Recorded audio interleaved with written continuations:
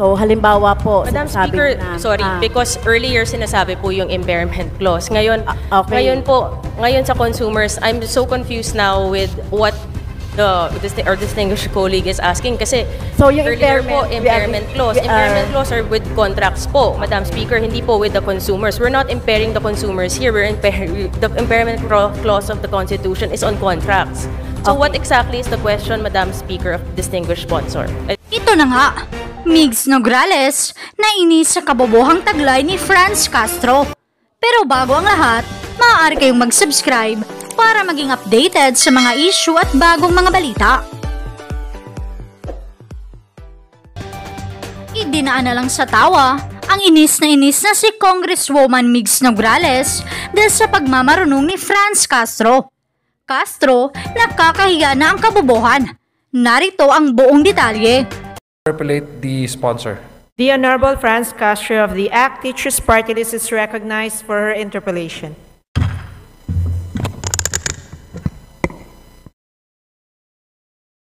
Maraming salamat, Madam Chair. So, yung unang tanong ko, Madam Chair,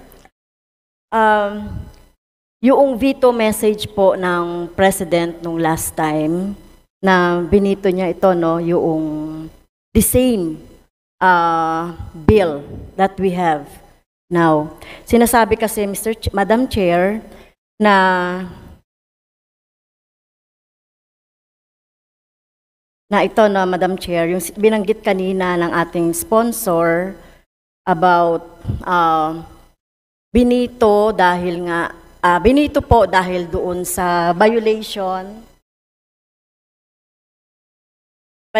po nung Article 3, Section 10, that no law impairing the obligation of contract shall be passed. So, alam natin yung franchise nitong Nordeco ay until 2028. And the area of responsibility ay gustong kuhanin ng Daylight Company, Mr. Chair. So, ang tanong ko, Madam Chair, sinasabing ano ba yung remedy ngayon so that hindi ito mabibito ulit ng Office of the President? Kasi yung laman nito, Madam Chair, yung bago na ipinapasa ng ating sponsor, ay the same lang din yan eh.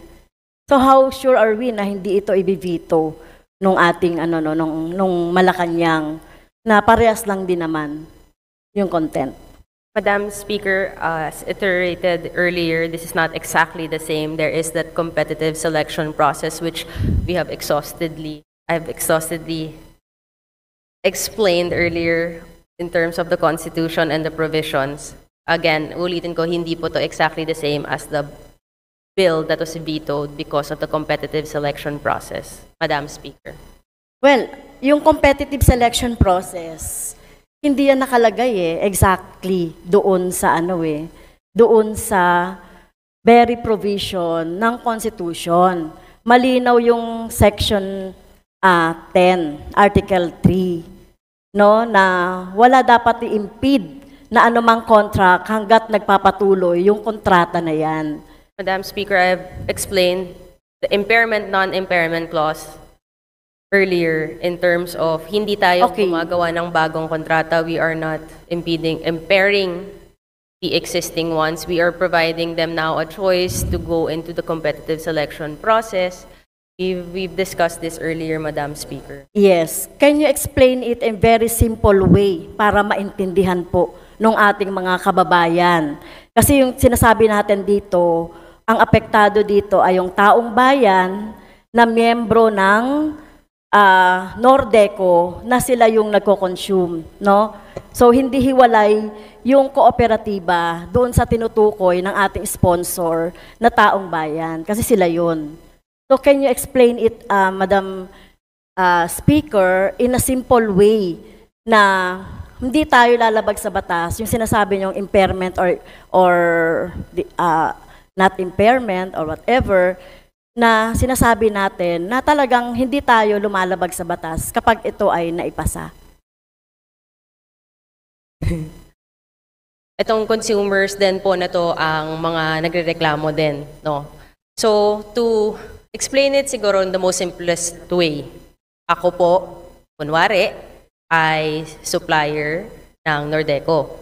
No, meron akong kontrata, kasama po ng supplier ng Nordeco. Ngayon, na magkakaroon na ng bagong consumer sa bagong area, meron na ngayon bidding process. Meron na po tayong competitive selection process. Ako bilang isang supplier, okay, pupunta po ako dito sa kabila dahil bago na po yung consumers ko dito at makikipag-bid ako. Kung meron naman mga bagong papasok na magbibigay ng mas better bid, ako as a bidder will now be, meron na naman akong, okay, pwede kong tapatan to para bumaba at maging better ang pag-supply ko. So dito po ako, magkakaroon ako ng bagong kontrata with Double Light po. Pero hindi naman po masisira at mawawala ang kontrata ko with Nordeco dahil may natirang area. So, dalawang kontrata po yun. Hindi po Madam natin Speaker, na-impair po yun, Hindi Madam po kontrata pinag-usapan natin. On the point of view of the consumers po, yung tinatanong natin, no? So, halimbawa po, Madam sinasabi Speaker, na, sorry, because earlier sinasabi po yung impairment clause. Ngayon, okay. ngayon sa consumers, I'm so confused now with what our distinguished colleague is asking. Kasi So, yung earlier impairment, po, impairment clause. Impairment clause are with contracts po, Madam Speaker, hindi po with the consumers. We're not impairing the consumers here. The impairment clause of the Constitution is on contracts. So what exactly is the question, Madam Speaker, of the distinguished sponsor? Distinguished colleague? Madam Speaker, yung sinasabi natin na impairment, na sinasabi natin na yung contract ay hindi naman mababago kung magkakaroon ng bagong franchise. Tama po ba yon? Tama yon? Hindi po mai-impair ang existing contract na Yes. Doon sa, kanina yung tinutukoy na 7 suppliers, right? O yung 7 na contracts.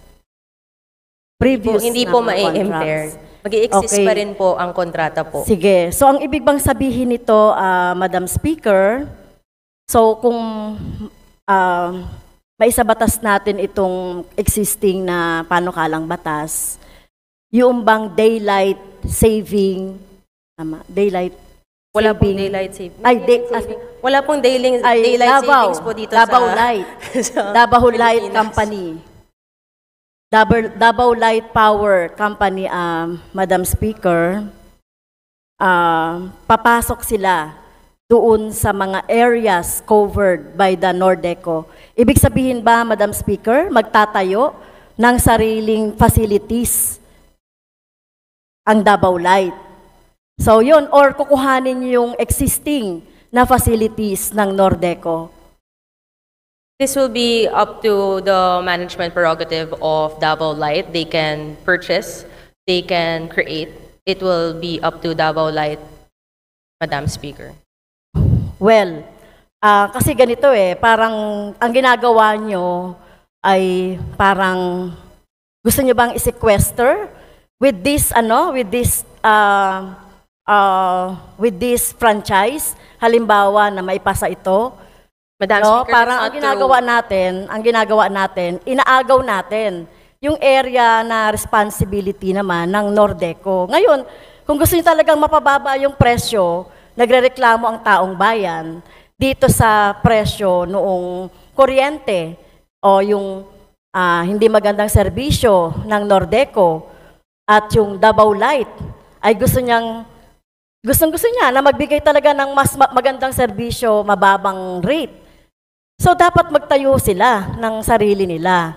No, hindi nila kukuhanin yung existing facilities ng Nordeco. Kasi nga, they are in franchise. May franchise pa sila hanggang 2028. So, yun ang ano ko doon. Yun yung aking, yung tanong, di ba? So, kung talagang willing ang Davao Light na gumanda ang serbisyo, meron silang ino-offer na magandang serbisyo. Tapos yung mga existing ay tingin nila ay hindi, existing Nordeco hindi. So dapat magtayo. So bakit gusto nating kuhanin na agad yung mga later on yung mga existing facilities nila? 'Di ba? At Davao Light Teka nga, sulat ko na nga. Davao Light pa yung merong prerogative o merong prerogative na kukuhanin yung existing. Na Madam mga Speaker, facility. Davao Light is already operating in some areas of Davao del Norte. Yes. Again, babalik po tayo sa yung problema ay hindi kaya ng existing franchise nga mabigyan ng reliable and low electricity rates po. To mandate po, to put into law, to mandate a Madam business Speaker, to mukhang hindi purchase- responsive ang ating kagalang-galang na sponsor dun sa aking dun sa aking tanong. Ang tanong ko, willing ba ang Davao Light Power Corporation na magtayo dito sa inaagaw nilang mga area ng Nordeco? They are willing, Madam Speaker.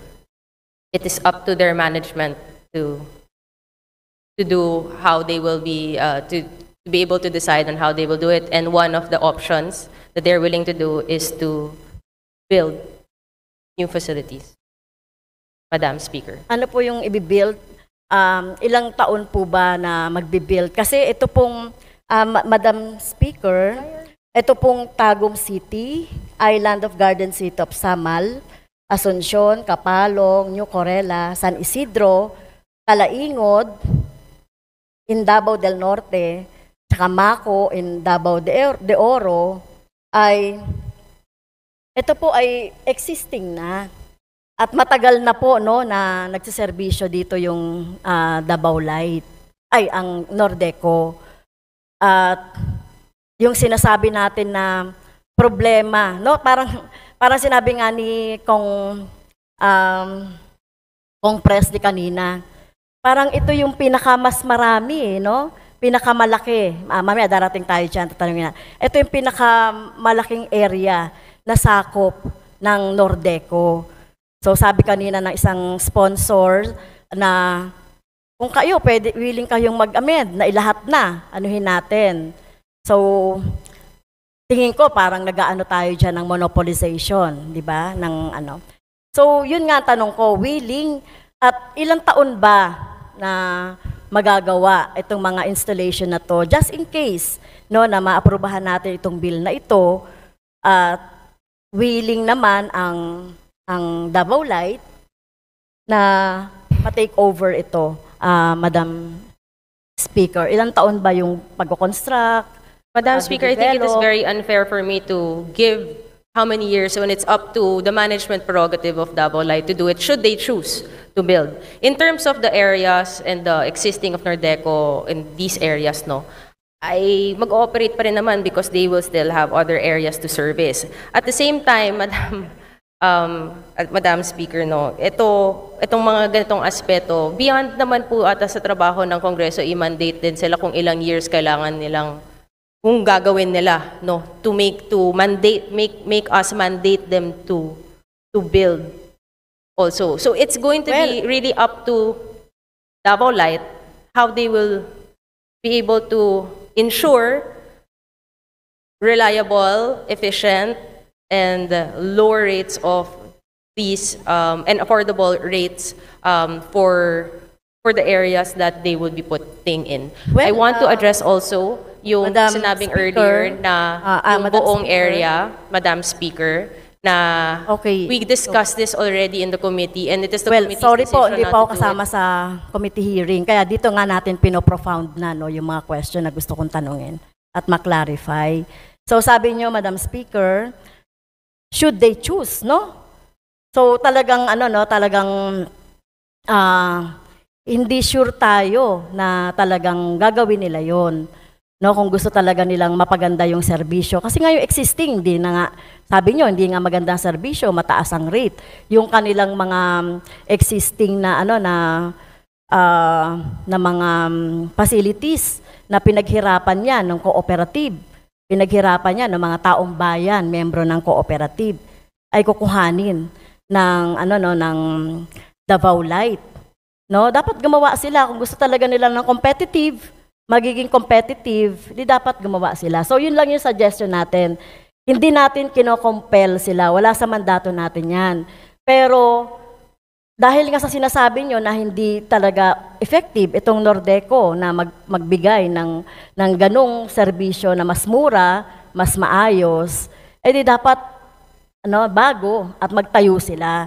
No? At hindi yung mga existing yung gagamitin nila dahil ito naman itong mga facilities dito na sinasabi nating area of responsibility ng Nordeco, ay wala namang wala naman talagang masabi kayo na talagang reklamo ng taong bayan. 'Di ba? So may sinasabi kayong may administrative, kanina nga yung sa tanong ni Kong Arlene, so later hindi ko na tatanungin, pero ako hindi pa rin talaga ako convinced na talagang sasakupin natin yung sinasakop ng Nordeco na area gayong wala pa namang hindi pa naman natapos ang kanilang franchise. Ngayon, kung gusto ninyong talaga nasakupin agad ito, di magtayo sila ng iba. So, yun lang yung manifestation ko dyan, Madam Speaker. Okay, next. Sino ba ang may-ari ng Davao Light Power Company? Boetes Power Corporation. So, it is a private, this is a private na distribution utilities na kami sa Makabayan, tinuturing namin yung oligarch. Okay, so sino naman may-ari ng Nordeco? So ilan po ang so Davao Light, so ang may-ari niyan Aboitiz, so this is a corporation, an oligarch na binubuo yan ng siyempre ng mga mayayaman, may puhunan, may influence, etong Aboitiz. At itong Aboitiz, sa dami na ng kanyang mga mga businesses, kabilang nga ito. So masasabi ba natin, ano ba yung naging performance nito doon sa pagpapailaw, doon sa kanilang area of responsibility? Ano po ba yung mga area of responsibility nitong Davao Light?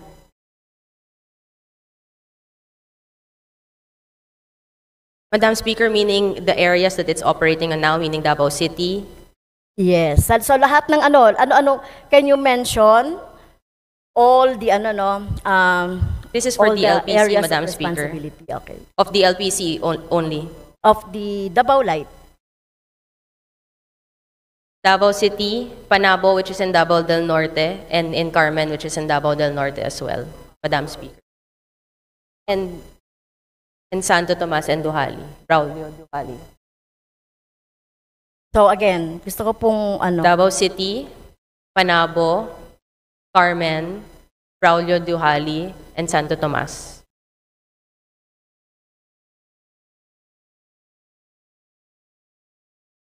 So yung Davao City is under Davao Light Corporation. I know, Davao del Sur or Davao City is, the province is Davao del Sur, but it is a city on its own. Davao del City. Norte. Tapos yung Panabo. Davao del Sur, Davao City is Davao City po. Ang mga iba, ang Panabo, ang Carmen, Tagum, Duhali, Santo Tomas is Davao del Norte po. Davao del Norte.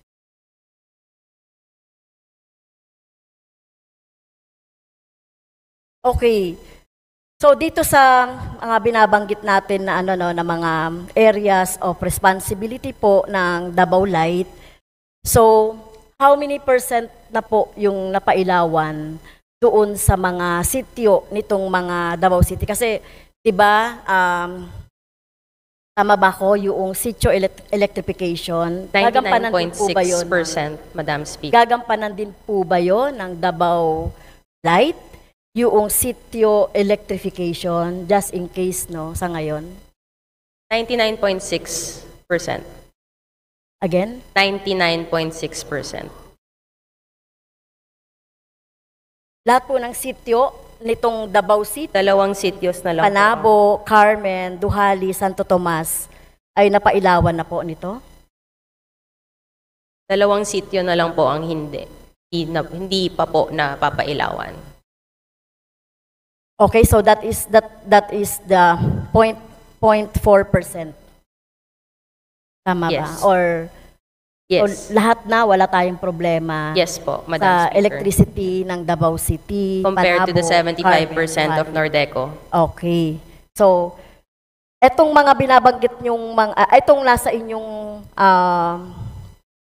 bill, Madam Speaker, so itong mga binanggit natin na part doon sa Davao de Oro and doon sa Mako, Davao del Norte and Davao de Oro na Mako. So,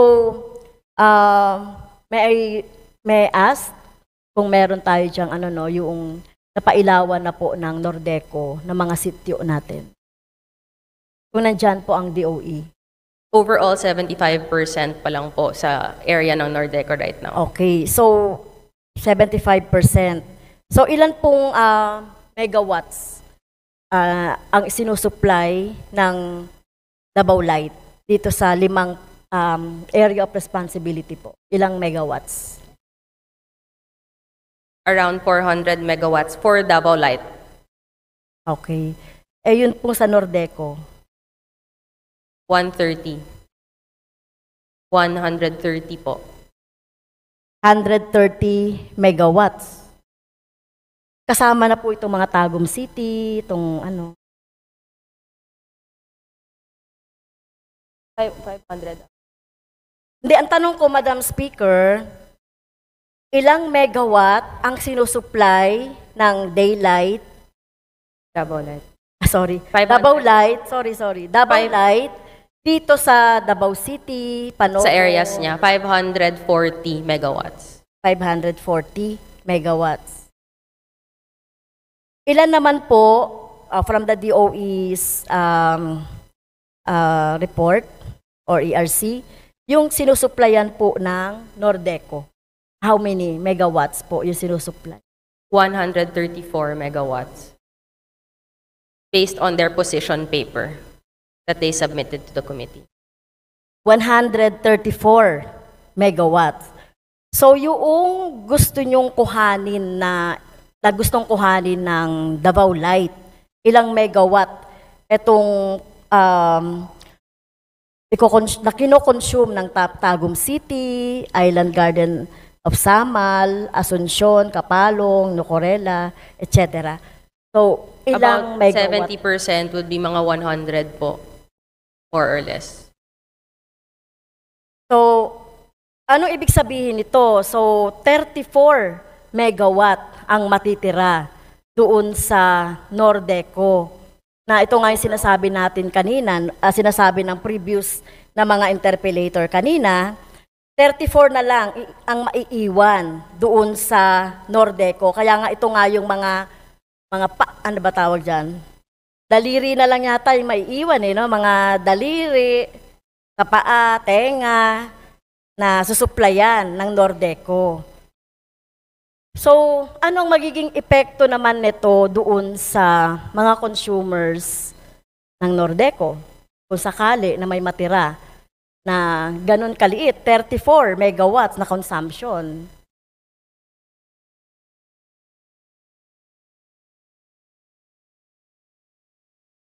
Well, if right now they are at 134 and nahihirapan na nga silang i-manage yun, it might give a positive effect because mas mababa na yung kailangan nilang i-manage, so they could serve yung matitira better po.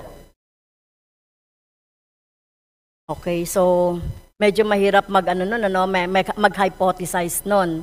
Yes, No? everything I think So, is yung being stranded done is cost, yun yung hypothetical. rin natin, sunod na nating tanong, sino magbabayad nitong mga stranded cost na 100? So, katulad nga yan ng comparison. Pag 10 tayo sa ngayon na umorder sa restaurant, 10 yung paghahati-hatian natin, umalis dyan yung 7 na hindi nagbayad, for example, or hindi siya so ano mangyayari dun sa babayaran natin? Parang ganun yan yung stranded cost. So yung 3 na lang yung magbabayad dyan. So ang tinatanong natin, sino magbabayad nung stranded cost? So ito ba ang Davao Light yung magbabayad po nung stranded cost? Well, in this scenario, Since i-allocate mo na to Davao Light yung 100, di walang stranded cost doon.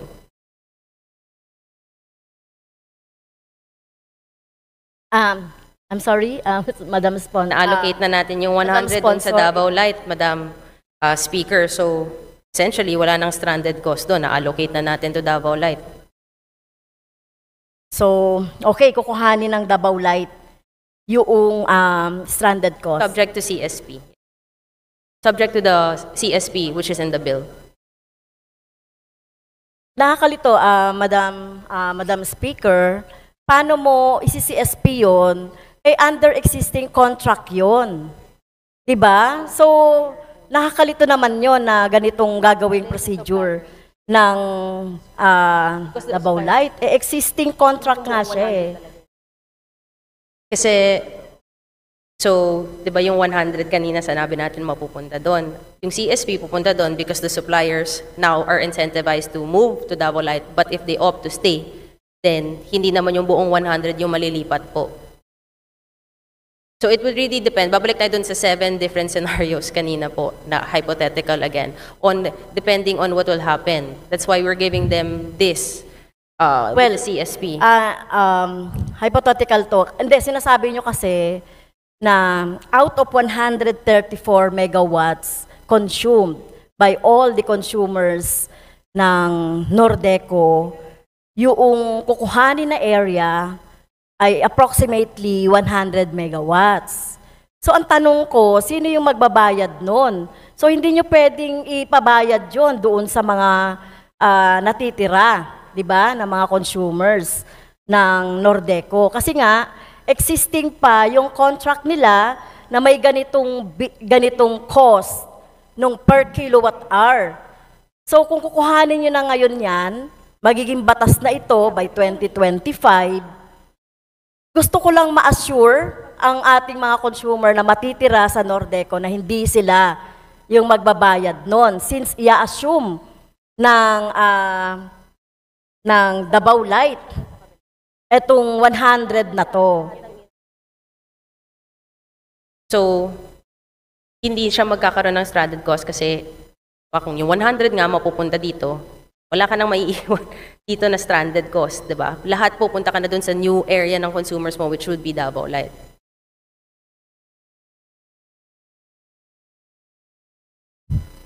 Okay, so gusto kong hanapin sa bill yun. Ano bang mangyayari? Kasi kailangan that's why the competitive makita selection natin process comes in, Madam. Kaya gusto natin makita sa bill. Session yung sinasabi- suspended.